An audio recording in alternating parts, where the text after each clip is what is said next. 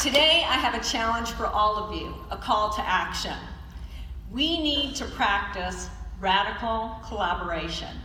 Breakthroughs in thought, whether in art, science, or in leadership, aren't linear. The arts force us to look at the world differently, whether it's to understand the challenges of someone else, to sharpen our vision, to feel the steps, or to hear the rhythm. This multi-sensory experience breaks down the dulling drone of sameness. The arts communicate radical collaboration through mystery of the senses. Radical collaboration requires all of us to lift up our heads from a particular project or institution or a personal need and try to figure out how can we work together to multiply our efforts. It requires trust, investment, imagination, and sacrifice. Radical collaboration happens on the stage in Dallas. I have seen it. But here's my question for you. Can we take that same imagination and energy and apply it to the businesses, the institution on which this art is created? There's lots of areas where we can collaborate, but today let's talk about radical collaboration to build audiences. We must simplify access to arts to keep pace with the explosive growth of our city. In 2017, over 100,000 people moved to the Dallas-Fort Worth area. Uptown is hopping with young professionals. Clyde Warren Park is packed every weekend. We have content that is internationally recognized, innovative, and socially relevant. You can just look at social media or the news and see there's a human hunger for a place to connect and have civil conversation. Culture is the cure. Yet we have performances and exhibits that are underattended. Why? The people in this room know how to find out where to get a ticket, where to go for a bite with friends before or after a show. But what happens if you're a visitor to Dallas with a free afternoon? What happens if you're a millennial or a student with a limited budget? Or a retired person who has free time and you don't know where to start? Or a business person or a teacher who doesn't have time to sort through the scattered options in our arts community to see how the arts might improve life for their employees or their students? Today, you need a personal guide to make your way through the arts in Dallas, and I'm willing to bet that every person in this room has acted as that guide. Thank you for doing that, and please continue.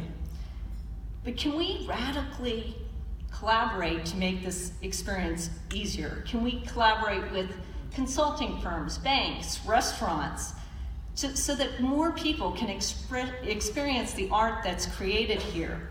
Can we radically collaborate with our city to improve signage through the Arts District? What about DFW, Love Field, and the Chamber? Can we radically collaborate with them so that visitors and conventions pick the arts as the things to do? And Elaine, I know you're an avid watcher of the rodeo, but let's expand that so that when conventions come to Dallas, that's not the only thing they want to do.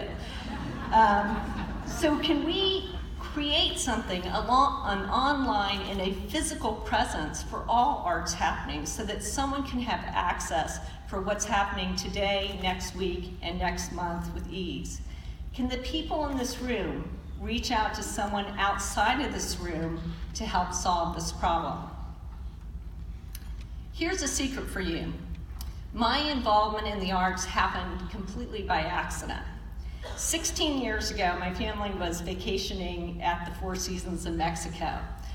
I convinced Ken and the kids, I think they were about 5 and 8 years old at the time, to go up to hike up this very steep incline to a guardhouse at the top of this hill, so, well, in Dallas you would call it a mountain, other places you would call it a hill, where you could have a 360-degree of the area. I had hiked up there the day before, and the guard gave me his binoculars so that we could look at the ballenas spouting in the ocean. And hopefully I pronounced that correctly. David, you could shout out. Awesome. Am I okay? Good. Thank you. And you can ask David what ballenas means after the talk. Anyway, we're up at the top. There was this path down that I'd never taken before, and not surprising to any of you, I insisted that we take it. So we went down this path, which lasted for about a half a mile, and then it disappeared. And it was very steep to get back up it, so we decided to plow through, going through the brush and the brambles.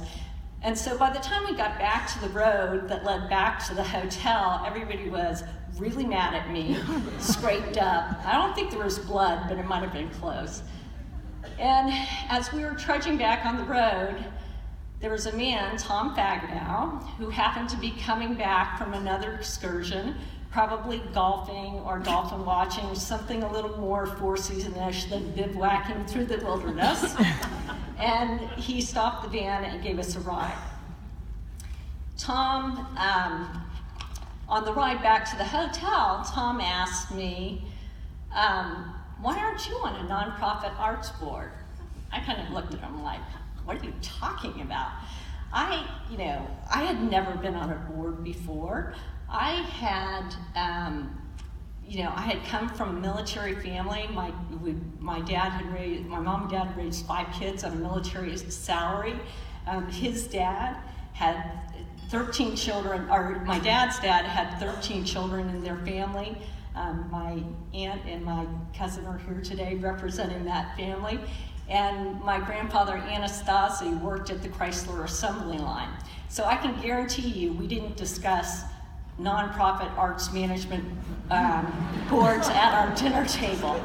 We were lucky if we could stop fighting. So Tom didn't see that. He didn't know that. He only saw a person with potential. So he recruited me to be on the Dallas Children's Board. To be honest, I wasn't happy in Dallas at the time. I'd grown up on the East Coast, worked on the West Coast, married Ken, and moved to his hometown in the center of the country. Despite having lived in Dallas for over a decade, at that point I still felt like an outsider, an immigrant to a city that felt like everyone knew each other and spoke the same insider language except for me. That one conversation with Tom changed the trajectory of my life. Neither of us could see it at the time, but that one personal interaction set off a chain of events that led me to a source of joy and inspiration in my life. The arts turned me into a Texan and a Dallasite.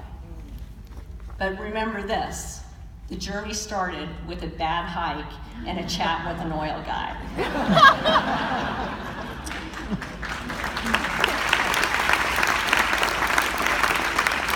That conversation was radical collaboration.